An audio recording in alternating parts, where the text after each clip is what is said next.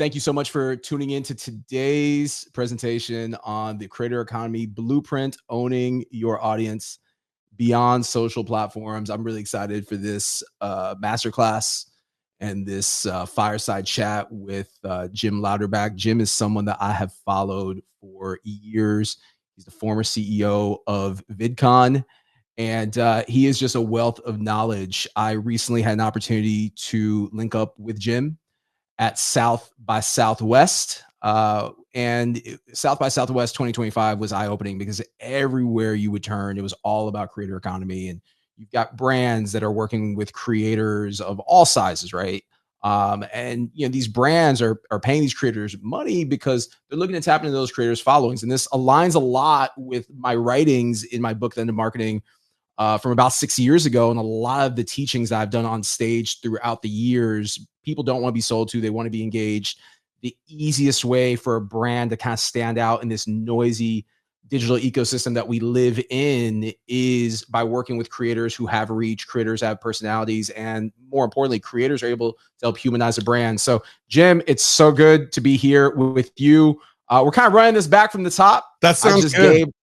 I just gave an introduction in terms of your background. And look, we're going to hop into this talk, starting with this reality of where creators are at and where businesses are at today. And it's this whole notion of rented land. And I want to kind of tee this up for you to get your thoughts, kind of riff on this for a moment from the standpoint of not necessarily social media versus email, but social media with email. And over the next hour or so, obviously, we're going to talk about creator economy, how creators themselves can grow their brands, how they can leverage email in combination with social. But my background, there's no secret about it.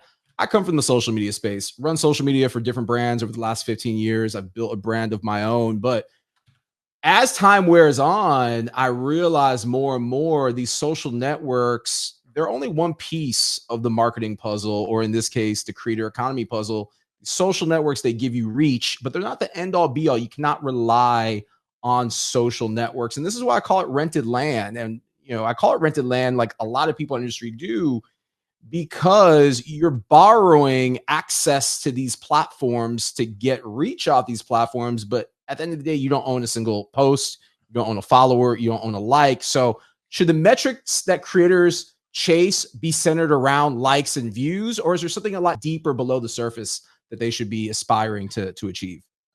I think there's a lot more there. And look, there's a question that popped up in chat, which, what is the creator economy?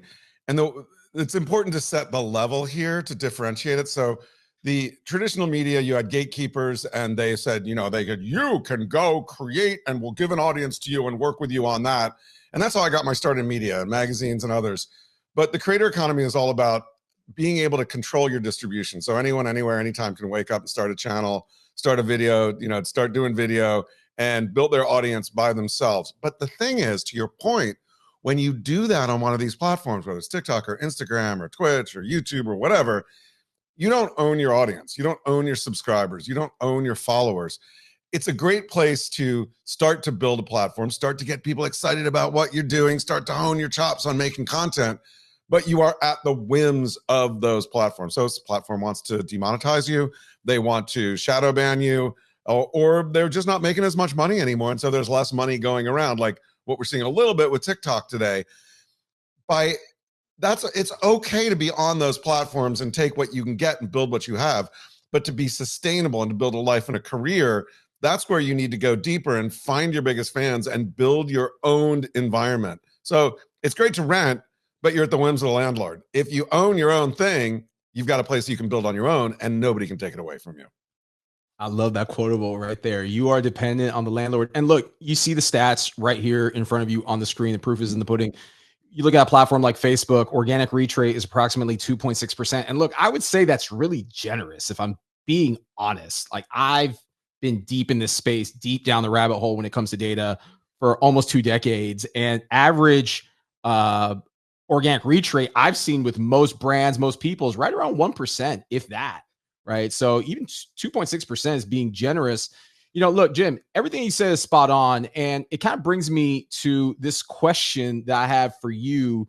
You've worked with creators now for a good amount of your career. You've been on the front lines. You were the former CEO of VidCon.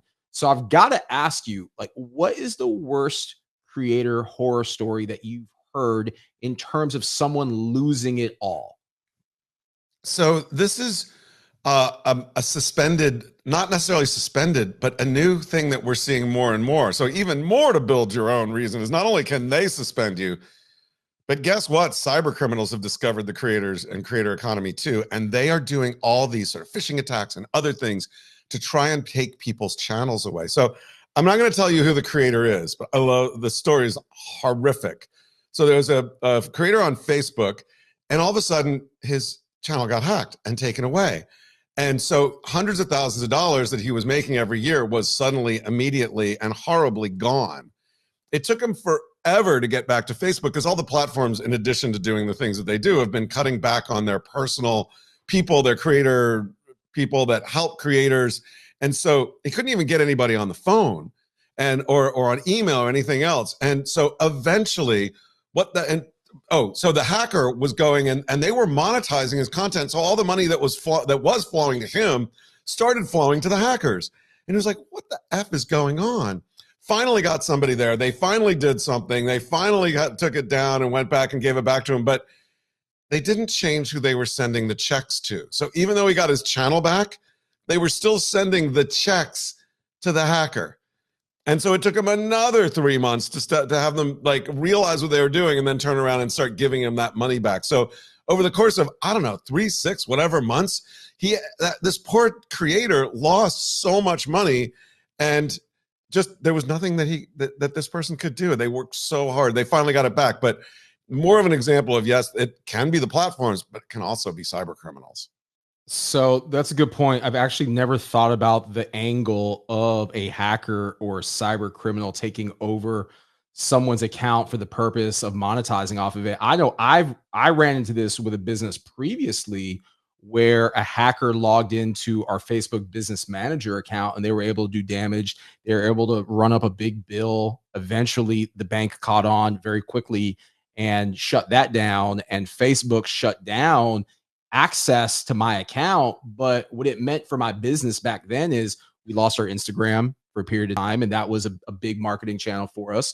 We lost access to be able to communicate with our customers through social. And when you're doing organic marketing as a small business, you lose your social media accounts and it can be crippling for your business. So again, it's not just creators that deal with this. It's everyday businesses that do as well. And look, if you have an issue with Facebook or Instagram or YouTube or any one of these social networks, this isn't like calling your insurance company. You're not going to be able to call someone and speak to a representative at a call center somewhere in the world that's going to be able to walk you. Like, you're really at their mercy. I can tell you what has helped myself and other creators is when you have a presence, you organically over the years start to meet people that work, at these companies, whether it's at an event like a South by Southwest or a VidCon, that then you can hit someone up on LinkedIn and you can hopefully, try to work your way through that back door. But for the average person, they don't have access to their resources. So, as we move on, Jim, let's talk about this kind of difference between social and email, right? So without mentioning names of competitors. No, 100%. Look, I got my start in media with Gatekeepers. They gave me a job at a magazine running reviews, this magazine called PC Week. And this was in the 90s. And it was a magazine. It was free for IT executives who were working in starting to bring personal computers into the workspace. And we were free. We had 250,000 subscribers, and we made so much money because we knew their email addresses and we knew who they were. And because to get the magazine, you had to fill out a survey. So my first job in my career, I realized the power of an email list and how much money, because at the same time we had a magazine called PC Magazine, which I ended up taking over and running later. But PC Magazine was probably making, I don't know, they had 1 million subscribers and they were maybe making $10 a subscriber a year. We had 250,000 and we were making as much or more revenue than PC Magazine. So you do the math. Owning your audience really helps, particularly a high value audience. So as we move into the creator sphere here, how do you own your audience? And email is still such a powerful thing. And so this is where, if you put, even on LinkedIn, like I put something on LinkedIn, it's great. It reaches, I don't know, 10%, 20% of my audience. I put something out to my own email list and it reaches, my response, as I've looked at it, is more like 60 or 70%. So that's a much higher percentage. And every single person I send something to has opted in. They said they want it. They're high value. And if I want to, which I haven't done, which, maybe this is something you can help me with, is survey my audience to figure out who they are and what their purchasing power is and what all that is, because that was the hidden thing we did at PC Week, is we knew all that stuff too. We go to an advertiser and be like, the average purchase power of computing equipment of our audience, and we have all their email addresses, is $500,000 or $5 million a year. Don't you want to advertise in our magazine? That's so powerful when you close the loop. Look, I'm not going to come here on record and say that I know everything in this space in terms of social media, because I don't. But I would consider myself to be well above your average user when it comes to knowledge, just from the standpoint I've been using these social networks since 2008, when I was back in my 20s, back in the day, to use these platforms to build businesses, grow brands. And I will be the very first to say, if you are running a business, especially in 2025, that's predicated on using social media, like, your business is destined to fail. Like, I would be very surprised that anyone can run a business today without using some sort of form of owned media or owned channels, such as a website, email, or text message. You have to own data. And the reason for that is these social networks, ladies and gentlemen, they operate as advertising platforms. So whether it's YouTube, and you can attest to this, Jim, or Facebook or Instagram, these social networks, the way that they make their money is they depend on content in order to keep people engaged, so then they can sell more ads, right? It's like digital drugs. So the more that these content creators are creating viral content or these viral clips, the more people stay on these platforms. These platforms in the back end are able to sell more ads. And yes, they'll throw some breadcrumbs to the creators. They'll give them a little bit of ad revenue, but it's not the whole loaf, right? It's not even close to it. So you see it here on the screen. Social media is great for discovery, but it should not be a business model. You should not be relying on social exclusively. What you need to do is, and we're gonna walk you through kind of this funnel here in a moment, but you need to use social in combination with own channels. That's where email comes in. Like Jim mentioned, you have direct access and you have a much higher open rate. Look, I jumped on here, or I jumped on Instagram, I should say, right before I came on here. And I sent out an email to my list yesterday promoting this webinar, right? And the open rate, I showed the dashboard of GetResponse. It was a 35% open rate. Awesome. I would probably bet the house that nobody, I don't care who you are on social, maybe even Mr. Beast level, no one's getting a 30 to 35% conversion ratio when it comes to post to engagement rate or post to viewability rate. It's just not happening. Would you say that's accurate, Jim? Yeah, and look, I think the thing to keep in mind there too is you may have 1 million subscribers or 10 million subscribers, but that subscriber number is pretty darn useless. I mean, we're really seeing that subscribers, followers, friends, whatever, not really great metrics. So even if you're reaching, like, if you got 1 million followers and you're reaching 10 or 20 or 30%, every video is getting 200, 300,000 views, that's good. But first of all, they're not all the people that have reached out and said, I want to follow you. And the value of those followers is not that great. So it's a very undifferentiated, low value audience. What you need to do, and to your point, is think about the audiences that you build, the communities you build on these social platforms are very much around there. That's like the beginning, not the end of the journey. So think about that. It's like, that's great, but what do I do now? And to your point, email has been old and around forever, but it is such a good way to convert all that random undifferentiated mass that you've got watching your stuff or listening to your stuff on those platforms into people that really care about you and your content, because they reach out, and the signal of delivering an email addressed to you is an extremely high value signal. I would say that we are now living in this almost like flex culture where it looks good to have, to your point, 10 million subscribers on YouTube. The optics look good to have 1 million plus on Instagram. It looks great on the surface. But look, here's what I'll say. And this is kind of speaking directly to the soul of the creators that are working with brands. The people that are cutting checks at brands are not rookies. They're not novices. They're not idiots, right? They're going to look at what's below the surface. So you might, on the surface, look like you have a lot of followers, but they're also going to be able to analyze very quickly what your conversion rates are, right? So if you have 1 million followers on Instagram, for example, but every time you post on your stories, 100 people are watching, right? There's a big drop off there. And they're going to look at the much smaller number versus the larger number. Email, to Jim's point, what's great about it is, yes, even though it's viewed as a little bit more antiquated of the system, the reality is that smart business people, when working with creators, want to work with creators that have reach, and emails that direct reach. I was at South by Southwest, and I was speaking with a lot of different creators that don't have a newsletter. They're not doing anything with email marketing. And I was letting them know, you realize that if you're getting paid, let's say 15,000 for a brand deal today, if you had a list, an email list, you could probably even charge double than what you're charging now, because email is going to outweigh, outnumber, out Trump, outperform social any day of the week. And I want to touch on segmentation for a bit, because you talked about how you have 60%. And I kind of see the comments here around data. What I love about email is, for example, I sent out an email yesterday promoting this webinar with Jim. There's a certain number of people that opened up the email. There's a certain number of people that clicked the email. There's a certain number of people that signed up for this webinar. I can go through each step of that journey. And guess what? For the people that actually signed up for the webinar and attended, I could always turn around and say, hey, look, Jim and I are going to do a special exclusive kind of coffee chat for 15 minutes and just do Q&A, because that's a segment that I can treat as a VIP.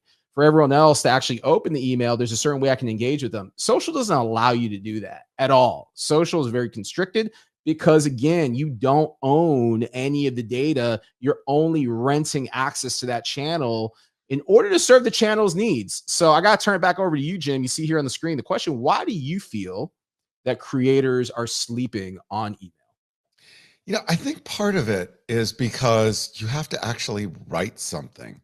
You're a video creator and you're a great communicator through the camera or through the microphone if you're a podcaster.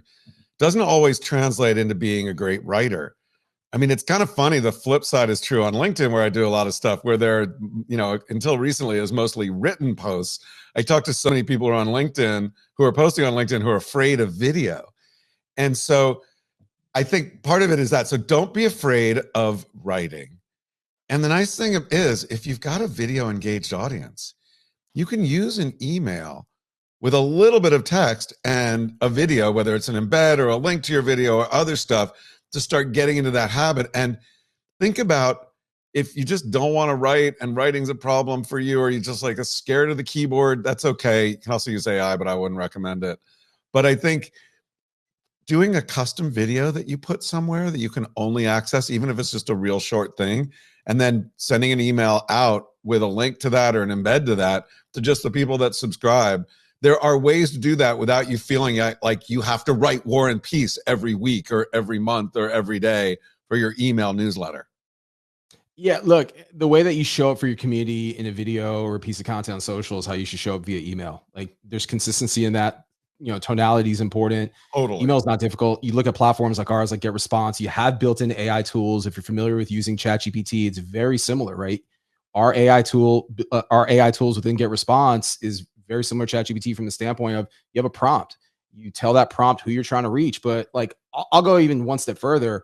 I use a tool called Descript. Every single piece of content that I create in video, I drop. Do you use Descript also? I see you smiling there. Yes, sir. So yes, sir. I drop every piece of content, every piece of video content. Here's a growth hack, y'all. Every piece of video content, drop it into Descript. Descript gives me the transcript of that piece of content. I take that transcript, I drop it over to ChatGPT.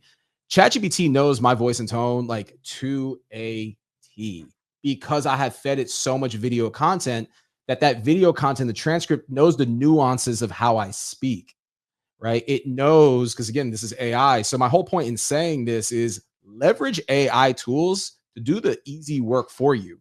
If you're a creator that's looking to get more views on an Instagram post, take that Instagram post, drop it into an email that you send through GetResponse, and start developing more of a relationship with your community through email, where you can be more expressive. You can take them behind the scenes. You can actually give them some context. Hey, I was at this event. I made this video. I just dropped on my Instagram. But let me tell you a little short story behind the scenes, because this is where I'm going with this. You're again working within the confines of these platforms. And I use Instagram a lot because I know that's like the hot flavor, for a lot of different creators out there. We talk about LinkedIn as well, where you can be a little bit more descriptive in your posts. But Instagram, let me just tell you guys this. No one is taking the time to read your caption. So if you're putting all this time, energy, and effort into writing the perfect caption, save it. Nobody is reading your caption. Instagram is like a visual scrapbook. People are swiping, they're scrolling really fast. I often compare Instagram and TikTok to almost like Tinder, but for social media, right? People are very quickly scrolling and they're going through. So if content within a split second catches their attention, they're going to watch it or they're going to look at it, they're going to heart it, they're going to move on. They're not reading, right? So I say this because email then becomes the alternative where you can now leverage that piece of content from Instagram to give more context to an audience that's consuming content in a very different manner. These social networks all operate differently. Digital mediums all operate differently. So you need to produce content for the end user on the platform and not expect that one size fits all. Jim, I know I just said a lot. Is there anything that you want to add to that? Yeah, look, I think when you think about an email newsletter, think about it as a new medium, right? Not just a text medium, not the video medium you might use or the photo medium on Instagram, but a medium where you can combine text, combine images. Like you've shot a bunch of pictures, use that. I used to, like when I first started doing my email newsletter, I started just doing it all text. I'm like, it's just text. People just want text. And then I realized like, oh, I could put in some cool images. Some of them I create with AI. By the way, AI is great for creating images, some of which are photos that I shoot, some of which are explainers. But think of it as a new type of medium that you can explore that done right can get people to engage more deeply, but also bind them more to you. And to AI, I just want to say, yes, you can use AI to help you. I love your Descript suggestion about taking the transcript, putting it in there, having the AI give you something that feels like a written version of that, but don't just cut and paste. Go in, edit it. A lot of times, sometimes, I don't know if you see this, but I see this. I get too many flowery words. It's like, wait, that doesn't make sense. You don't want to seem too, and unfortunately, AI can be perfect and robotic. So one of the things I do, by the way, a hint here, is because I think people are going to get really, really sick of AI slop, is I now in my email newsletter will put a typo in or something weird in to make it look like and sort of signal to people that and actually a human wrote this. So think about some of those signals that it's actually you who's delivering this, not some chat GPT robot doing it for you. I like that. No, I like that a lot. So intentionally having a typo, even if it's AI writing it, intentionally having a typo so it still looks human. So You could look, try it. we've got the funnel. We've got the funnel here on the screen. Social gets you seen, email gets you paid. Like, look, I want to spend some time talking about this because if there's anything that I want folks to walk away with is this blueprint right here of how this all works in unison, right? So you see right here at the very top of this funnel is social media. Start operating in the mind frame that everything that you post on social is for top of the funnel brand awareness. So I love these examples that you use, right? You've got 10 million subscribers on YouTube, but the reality is out of that 10 million, you have people that might have subscribed in passing, or let's just say more realistically, like the average person that's probably watching this right now might have 1,000 followers on Instagram. They might be connected to, a few hundred people on LinkedIn. So you've got your audience that follows you, but the reality is that not everyone that follows you is paying attention. There's a big difference there. The content that you create, what you post, how you keep people engaged, that's a strategy in its own right. Okay. But I always say when I do my keynotes on social media marketing, focus on the much smaller number, right? I use this like net analogy. Every marketer, every brand, every creator wants to cast this big, wide net. They want to try to capture everybody. And the reality is that you can't. What you really need to do is go a lot deeper in the relationships. You need to pay attention to who's liking your content, who's engaging with your content, who's sliding into DMs, right? These are all metrics that you need to be analyzing. It doesn't do me as a marketer very good if I have 10,000 people that see a post and I have 10,000 impressions, but I only have 3 comments. But at the same time, those 3 people that commented, assuming that they're not using AI, took time out of their day to express interest. So now it's up to me as the marketer or the creator to go engage with these people back. And again, the brick by brick analogy. In order to build advocacy at scale, you have to engage with people one by one. And this is something this is something AI won't be able to do for you. Like, I have the strongest conviction, Jim, that AI will not be able to help you scale a community. It can get you out there, it can help produce content. It's not going to help you scale a community, because the true essence of community is people, it's relationships, right? So this is where email comes in.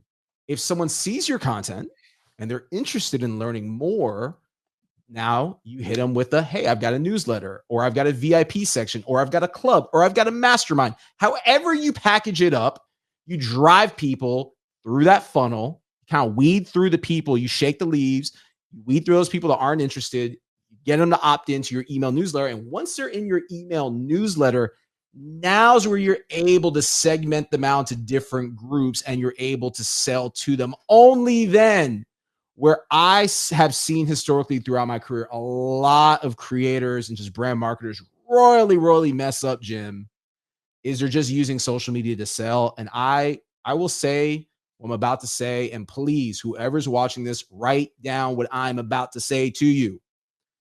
Consumers don't want to be sold to. Consumers want to be engaged. Think about yourself as a consumer. When you go on social media, you're not going on there with the intention of being sold to. You don't want to be sold to. You run away from it. You're going there as a form of escapism. You're going there to see celebrities, sports teams, creators that you like. As a creator yourself, you're going on there because you're trying to engage your community, right? But if you're always selling to them, if you're always shilling, pushing your next book, pushing your next course, people are going to lose interest very fast, and they're going to flip the switch just like that and move on to the next. What are your thoughts, Jim? Well, first of all, I think you're right about AI not being how you build and engage a community once those signals come up.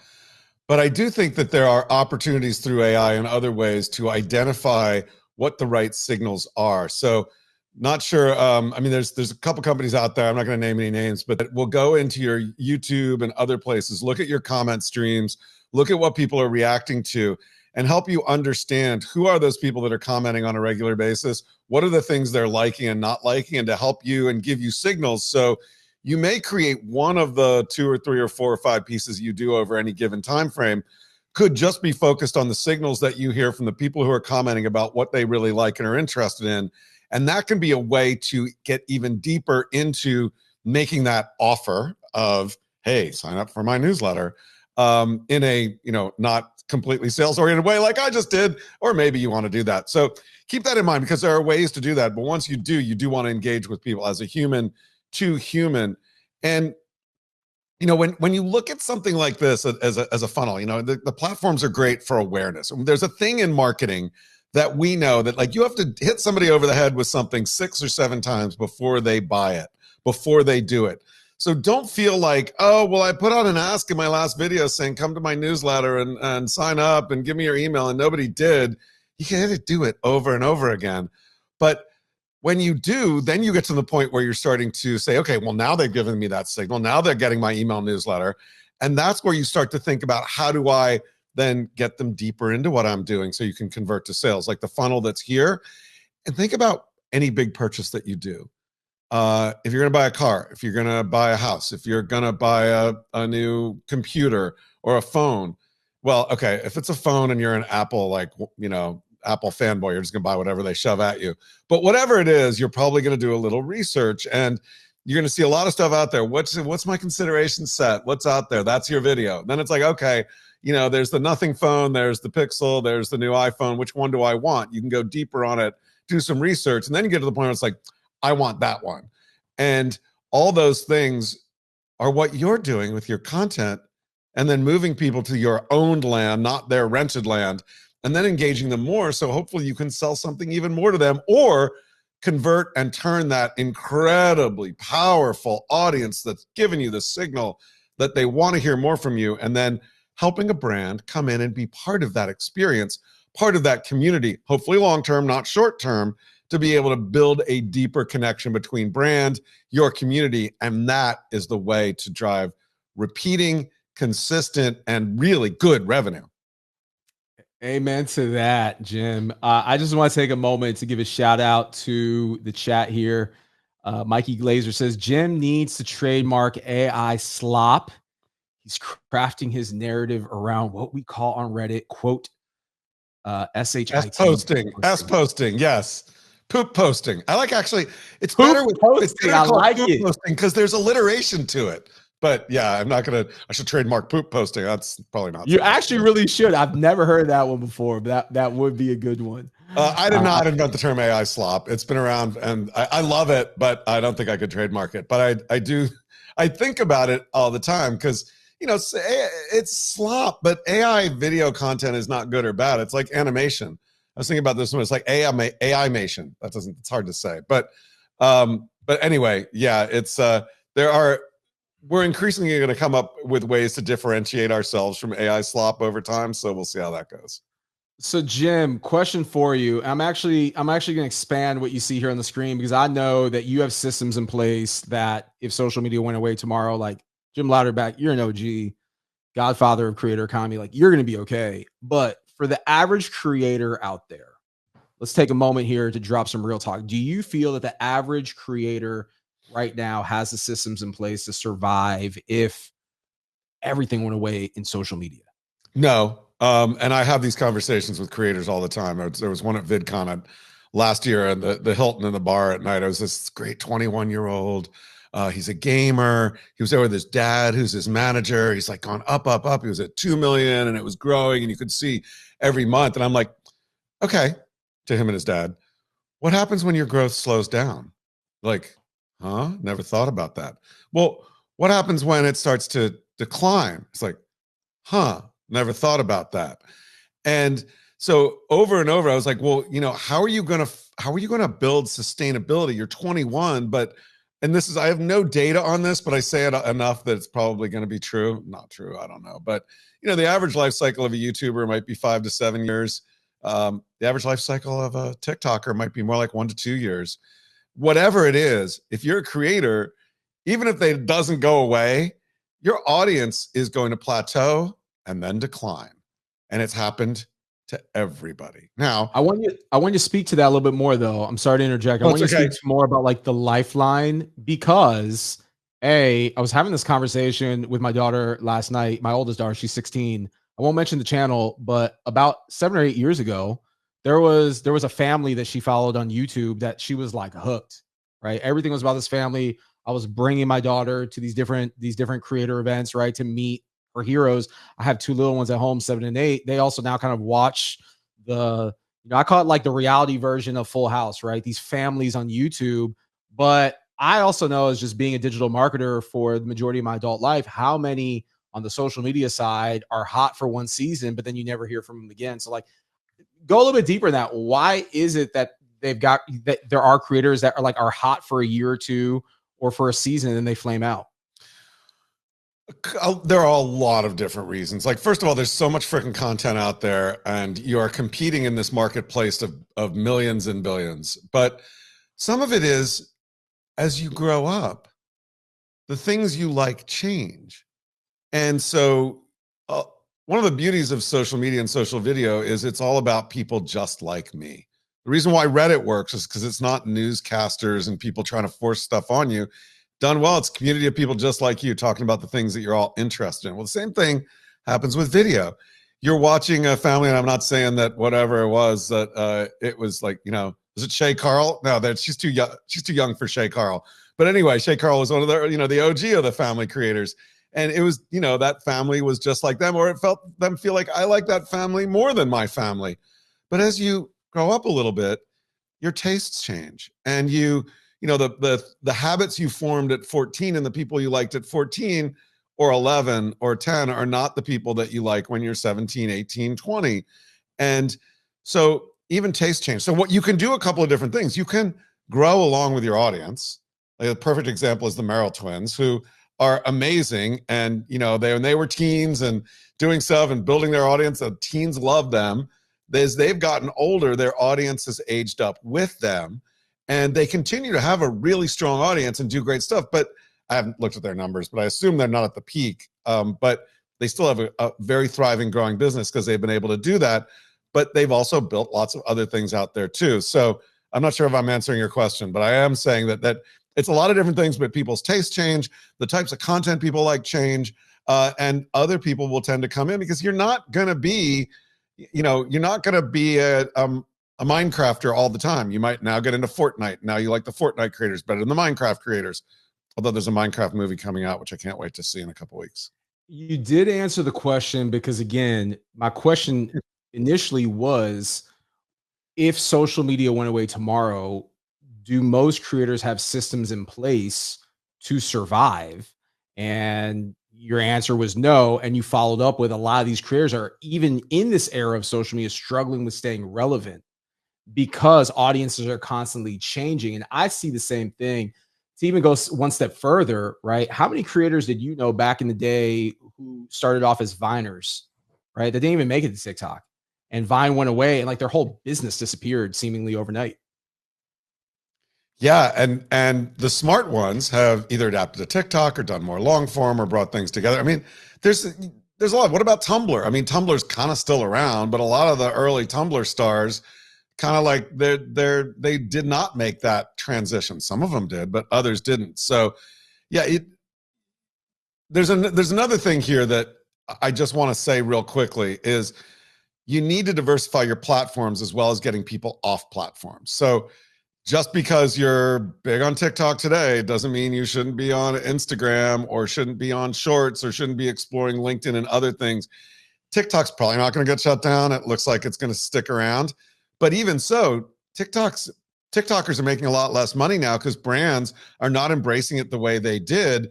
And in fact, most brands are saying you can be on TikTok, but you need to be on another platform too. Otherwise, we're not going to give you money. This is something that Jasmine Enberg and Kaya Yuriev were sharing with me at a session they did at South by, which I thought was interesting. So yes, you want to take your audience and build your own land apart from the rented land, but also don't just stick in an apartment in one place. You got to have a house in New York and a house on the beach and a house in the mountains. I guess that's a bad analogy because none of us have that money, but you know what I mean. I love the analogies, man. I'm a big analogies guy in terms of making marketing relatable to others too. So I like the houses analogy. You have Make to have them rented. You got to rent houses in all these places. The key is, even if you have multiple houses, you don't own the land that the house sits on, right? Well, like yeah, the bank can come too, foreclose at any minute. If you have a 99-year lease with your house, it's okay because you'll be dead before it goes away. You know, you bring up a good point. When I was at South by Southwest recently, a lot of creators I was meeting, they would introduce themselves to me, and I would ask them, like, what do you do? And they would say, I'm a TikTok creator, or I'm a LinkedIn B2B creator. And it really motivated me to go on LinkedIn, like while I was at South by, and write a post around, like, don't put yourself in a flipping box. Like, do not make this critical mistake that a lot of people do. And look, man, like, not picking on today's creators, right? I was once in my 20s. I was once in my 30s. I was once trying to figure it out like everyone. Like, I went through an era of my life where Snapchat was hot, and I would tell people I'm a Snapchat creator. So like, I know the game. But what I'm saying here is, what brands are really looking for is someone that has reach, someone that also has marketing savvy, someone that can consult, advise, and educate them on where the world is going. So what you don't want to do is put yourself in this box where you say you are a LinkedIn creator when a brand really needs someone to help them out with Instagram or another channel, right? Again, if you present yourself as, I'm a content creator and I create content across channels based on the audiences, and that's something that I've said to brands throughout the years, like, tell me what your KPIs are. Tell me your audience. Who are you trying to engage? It might make more sense for us to do something over here on YouTube. It might make sense to do something over on Instagram. Hey, by the way, I've got an email list with, 10, 15,000 contacts on it that can help amplify this campaign. And the audience is, made up of marketers and, other creators. Like, that is where you reposition yourself as being just another creator to really being an asset for a client. What are your thoughts, Jim? I'm going to push back a little bit on that because I agree with you. You need to diversify, but I want to make sure that, first of all, as a creator, think about what type of creator you are or want to be. Are you an entertainment creator? Are you information? Are you sharing education and information? Or are you an inspirational creator? And then think about the audiences you're reaching and what's appropriate. I think about myself as a business creator, a B2B creator. Everybody that I want to reach is in business, in the creator economy, whether they're a creator that's reached the point where they're building a business or beyond that. It doesn't mean I only do LinkedIn, because I also put stuff on Instagram and TikTok, and there are a lot of B2B things happen there. But I think about what I want to be and the audiences I want to reach, not that, oh, I need to do like a business post on LinkedIn, and then I need to go and do a poop post on TikTok. Because if you're many things to many people, you're not a powerful enough thing to a brand to want to work with you. So make sure you're honing in who you are and your USP, unique selling proposition, to an audience, so that a brand can come in and understand that as well. Well, look, let's talk about the funnel that I have here in terms of converting your rented audience into owned. So I'm going to put you on the spot, right? Because you've got a lot of analogies. Like, what would the analogy be, Jim, of converting someone from a rented follower to an own? I always kind of like to use like the dinner party analogy, right? It's like you invite someone to a dinner party at someone else's house, and then you invite them back to the pool party at your house after hours. That's a good analogy. Yes, no? No. I think it's good. It's like, wait, so the people you really like at dinner, you invite back to the pool. There you go. The people that you really vibe with, the people that you really like, you invite them over into an exclusive experience. So you see the breakdown here, right? List, engagement, monetization. Let's kind of go through this one by one.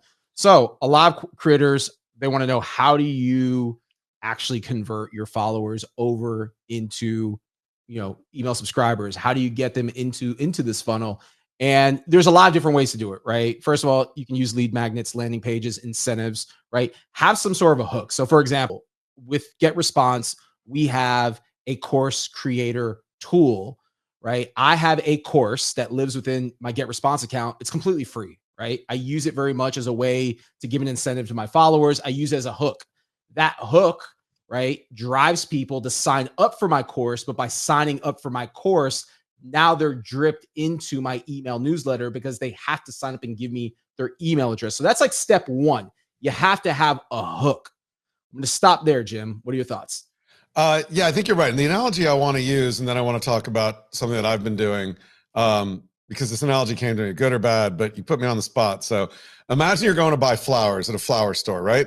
Well, the flower store is like a big video platform. There's roses, there's daisies, there's lilies, there's all kinds of different colors. And when you buy flowers, you think, okay, what are the color, the smell, the other things that leads you there? And if you go and buy lilies, that's a real signal. And suddenly you know that, oh, I'm, want to reach the lily buyers. And then you can start to bring those lily buyers in with more lilies. And you can identify when you walk in the door, oh, this is the lily person. And guess what? Not only do I have lilies of the valley, and I'm going to charge you more for that. But because I know you're a lily fan, you're going to love it.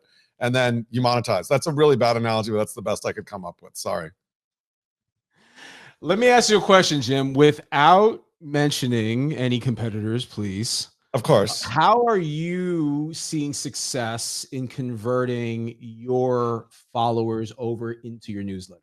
I'm going to go in a different direction for you, because one of the ways that I do the building my list, and this sort of came to me randomly, but it started working. I was like, I knew I had people that I'd done stuff with, people like what I do. And I do a lot of events. I speak at them, I produce them. I'm in different parts of the world. And I was like, I'm just going to do a meetup. I'm going to put something in my newsletter that says, hey, y'all, come meet me at this random bar in this random place, because I'm in town, and anybody who shows up, let's hang out. And I did the first one 4 years ago in Portugal at Web Summit, and 30 people showed up. I had people from Africa, people from all, I'm like, what the heck? And so I was like, you guys are really cool. And then I started using the next time, I started seeing that this was powerful. I started doing it more and more, and I worked with some other people. We worked together, but we started using platforms that you can do for events. There's a couple of them out there. It said, hey, you want to come sign up for my event, just so I know how many people are coming. And, and they would put their email address in there. And these event platforms would then allow me to, because I put an opt-in in there saying, do you want to receive stuff? I'm like, yes. And so I would take those emails and start shoving them into my own platform. And what I found was that even though I figured everybody who was coming was already reading my newsletter, so it was great because I could start to move them to my own platform and sign them up for some of the things that I was doing there. But the other thing that was cool is if I partnered with other people, I could draft off of their audience, and not all of them were even followers of what I was doing. But because they came to my event, because they gave that signal that they were into the things we were doing, because they're all creator economy events, I have built up a really good list of non-duplicated people. Like some I've moved over and they're doing that and they're on my LinkedIn, but some of them were they're first timers on my own platform because they came to an event. So that to me has become a real funnel conduit, not only to convert my existing, but to get new. That's a really good strategy. So, all right. So Jim's hook is producing an event. And an event doesn't need to cost a lot of money, doesn't need to cost any money, right? You can, to your point, you can say, hey, I'm going to be in Vegas for NAB and I'm going to do a meetup at the MGM Grand lobby, right? It's that easy, right? So if you have big enough of a following that you can draw a crowd, absolutely use an event as that vehicle. If you don't, still use tools like GetResponse to create a lead magnet landing page. And then, like I gave the example with my own 100%. course, you can drive people in. Then there's nurturing and engaging. And like, this is the critical part. Wait, right? let me also say, I don't do one or the other. Do all of them. Do all of them. Build the lead magnets, build the landing pages, build the things that push people over. I do that, I do that as well, where occasionally I'll have something free, like I'll put together a PDF or something, and I'm like, and I try to use that to get people, well, go sign up for my PDF, and I can take them to a landing page that will drive them to something else. And so, but it's not one or the other. But I also think do all that, and and also collab with other people. Like you and I could do an event at NAB. I'm actually not doing anything yet. Maybe I need to, because I'm producing an event there, part of an event at NAB. You and I or somebody else could do something. We could draft on each other's audiences, and we could also pull people through, because the first thing you do when you send out that email to the people that come in is, oh, hey, welcome. You're assigned, I signed you up for my newsletter. If you want to cancel, go ahead. But check out this other thing. And that's how you can take them to a landing page to get to know more about them and to move them into other things like your course and other things like that. The other thing is content, right? So for example, what Jim and I are doing right here in real time that you're watching, we're producing content, right? This webinar after the fact could be sliced and diced into 12 blog posts. It could be sliced and diced into multiple videos. It could be sliced and diced into a whole email nurture series. So you don't need to go too far to produce content for email to nurture and engage. Do an assessment of what you have right now. I'll give you an example, Jim.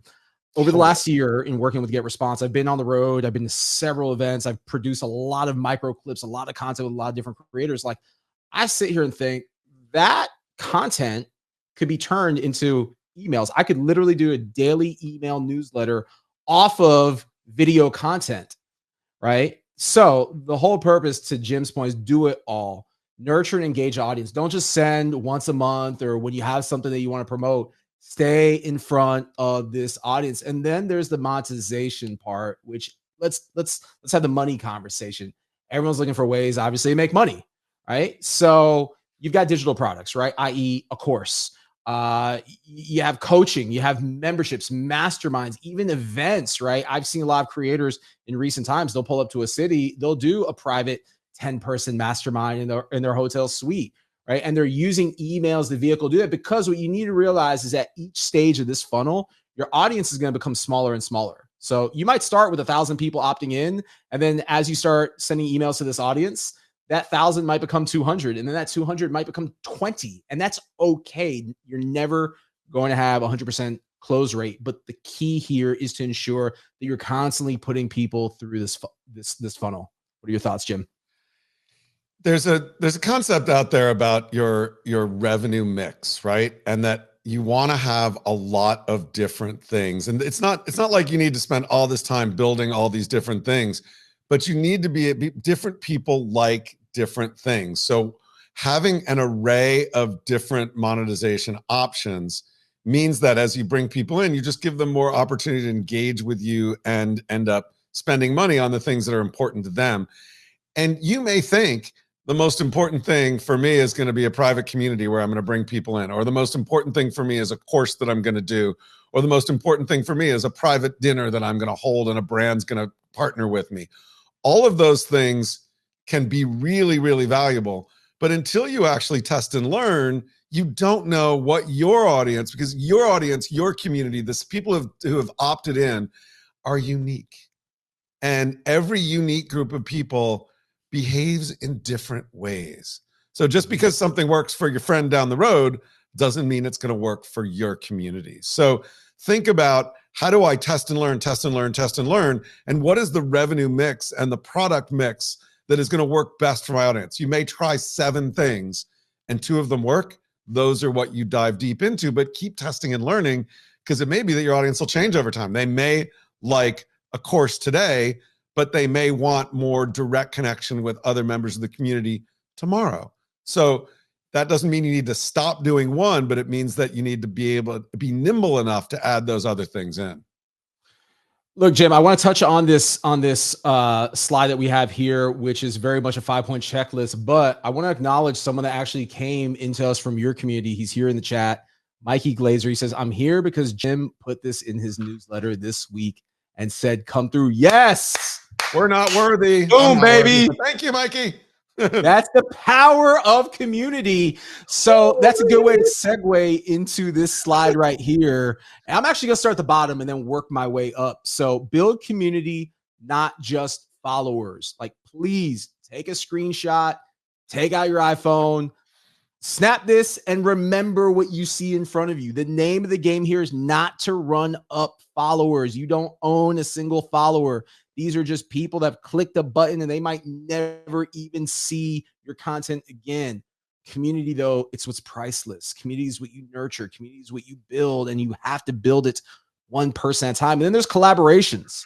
Look, Jim Louderback has a following. Carlos Gil has a following. We are collaborating right now. We're merging, right? Our personalities, our followings, our thought leadership to produce a piece of content that will live on well beyond this live session. So you have to find ways to collaborate with other creators, especially in this noisy digital economy. And the reason why I say this is because there's so much overlap, right? There's so much overlap between, followings, like even this whole B2B creator economy space, right? It's a relatively new space. You have limited players in the game. We're all kind of siphoning, each other's attention, right? So when you collaborate, now you're able to multiply your elasticity or your reach because you're working with someone else. Monetize smartly. So don't just rely on making revenue from brand deals. Have digital products, have a course, have a paid newsletter, have a private mastermind, produce events, right? Consult, advise. Don't just rely on one source. And then own your audience, right? That's why we're having this conversation here today. If you want to put yourself in the driver's seat as a creator and as a business, you need to rely less on these platforms to give you reach and for monetization, and you need to be more strategic with converting that reach that you currently have into own channels, being email. And then consistency. I think this is the most important key of all. Be consistent. If you're going to post on social media every day, keep posting on social media every day, but show up for your audience. Be consistent in your voice and tone. Be consistent with how you email, when you email, right? And post valuable content. Again, people don't want to be sold to, they want to be engaged. So we still got a couple more slides, Jim. I'm not going to let you off the hook just yet, but do you have anything else that you want to build on that checklist? Just that, on the bottom, build community, not followers, engage, but also reward. So for example, Mikey, thank you. I heart you. And so that is something that, you reward a little bit to the people that show up and that turn out and that do good things for you. And consistency, absolutely. Every Monday at about 7 a.m., my newsletter goes out. And it goes out on LinkedIn. It goes out in other places. But sometimes it's Sunday and I'm not done yet. I'm like, do I really have to finish this? And it's like, you know what? Yes, I do. And I do. Moving on, Jim, you're not just a creator, you're a business. I would love for you to take a moment just to kind of riff. You don't necessarily need to stay on script with what's on this slide, but I kind of want you to speak to the creators that are watching this. Like, you've met creators from all walks of life, the ones starting off, the super, super successful, the ones that are making a lot of money, the ones that are really famous. Like, what does a creator need to do right now in 2025 and beyond to actually turn their talents into a business and stay in business? Look, above any certain level, when you start thinking about, I want to make money, you go from being a creator to a DTC entrepreneur. You're the CEO of your own company. And by DTC, direct to consumer, direct to community, direct to engage. And you have to think a little bit more about how you're building a business. And there are a lot of ways to do that. There are a lot of books that you can do, but you need to really think about, what's my unique selling proposition? Why do people follow me?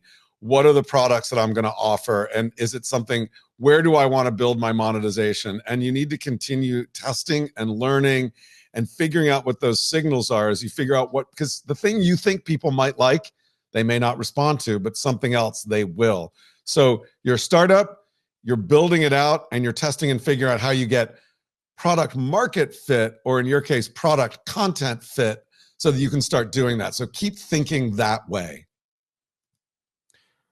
Look, as we look to move forward, and I just want to shout out, if anyone has any questions for Jim, if it's cool, if you can stick around a few minutes. Totally. He's giving the thumbs up. Any questions that you have for Jim, any questions you have about GetResponse, email marketing, anything we've talked about today, please drop it in the chat. We'll get to as many of your questions as we possibly can. How amazing is this conversation? I would love to hear from our community. And also, I see some of your community that's here in the chat also, Jim. So I just want to thank you for being here with us today. Now, look, what must every creator start doing today? What is a must? I'm going to go through this, Jim, and then I want to turn it over to you and get your thoughts, and then we'll wrap up with some Q&A. So first of all, stop depending on social media for your business. I am one of the biggest proponents of social networks. I've been able to build a successful business, multiple businesses, make money, build a whole career off of this ecosystem. But I will also be the biggest critic of social networks, because these social networks are not your friend.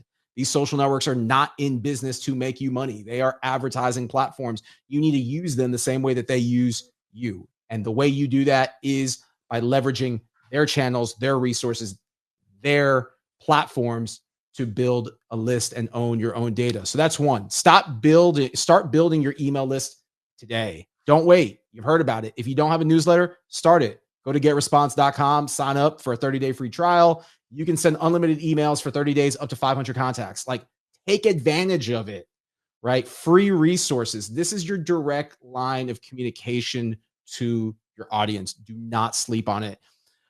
Also, look into building some digital products, right? Look into GetResponse's course creator product. Look into our paid tools. Look into our lead magnets. Look, this webinar that you're seeing right now, this is through GetResponse. We're not using Zoom. We're not using a third-party tool. This is GetResponse.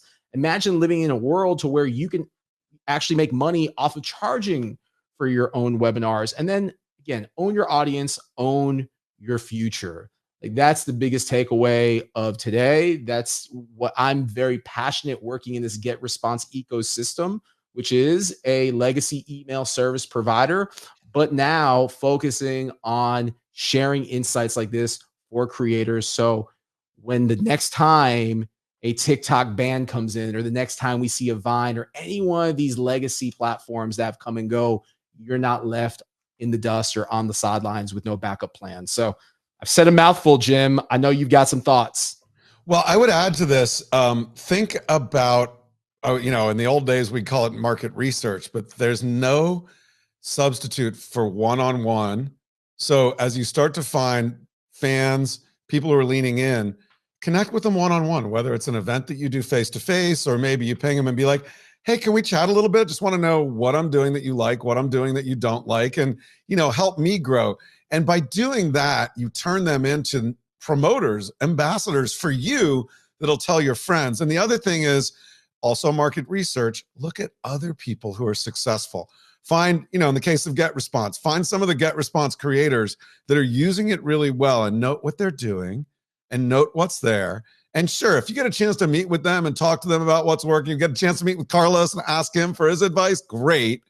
But you can learn a lot just by observing what other people do to help you get where you want to go. So market research one-on-one with your fans, turning them into super fans, and finding out why, and then also who else is doing it well that you can sort of learn from what they're doing and observe. Jim, first of all, while we wait for some questions to come in, I want to say thank you for your time today. I just got to say, man, I love your energy. I love when we get together. It is just pure magic. I hope we get an opportunity to actually do this in person on a stage with an audience at some point. Totally. It's so much fun. And, your background and experience is amazing. I always learn a ton from you. And hopefully everybody's learned a little bit from both of us. And, the collaboration, you get the right collab going and you can really start to work with each other and start to extend audiences. It's not about stealing an audience. It's not about like moving people from one place to another when you collab with a creator. It's really just, hey, expand the tent that we're all in. Because, in the end, being a creator is lonely. Working with other creators is a great way to connect and sort of take a little bit of that lonely stress out of your life. We're literally all outdoor cats, but there are ways that we can, get together in caves and figure out how to build that out. I don't know. That analogy kind of went nowhere, but you know what I mean. If you're watching this right now, I want you to scan that QR code, sign up for the GetResponse free trial, start using it today. It's free. You got 30 days, 500 contacts, unlimited sends. Hop on it. Jim, I can't thank you enough. Before we wrap up, what would be like your closing words of wisdom? You just listen to a lot of stuff. In the end, it's not that hard. Take that first step. Start doing it. Start asking. It took me a long time to be like, I'm going to ask these people to do something for me. And, you probably have that, that like, I don't know if they're going to say yes or not. That first time I went out and said, come meet me at a bar in Lisbon and we're just going to chat about the creator economy. I was like, I might be the only one there, but that's okay because it's a rooftop bar and it's beautiful and they are serving good wine. So just put yourself out there. You'd be surprised at what happens. Put yourself out there. You'd be surprised what happens. Jim, where can the viewers follow you, connect with you, and learn more about you? Best thing is just go to LinkedIn, follow me on LinkedIn, subscribe to my newsletter on LinkedIn. And then as things pop up that might be ways to convert you, if you like it, come on over to the dark side because we got cookies and it's a lot of fun. Jim Louderback, everybody. Hey, Jim, thank you so much. Safe travels out on the road. And man, I look forward to doing this with you again. Let's do it. I'll see y'all soon somewhere around the world and Las Vegas at NAB in 2 weeks.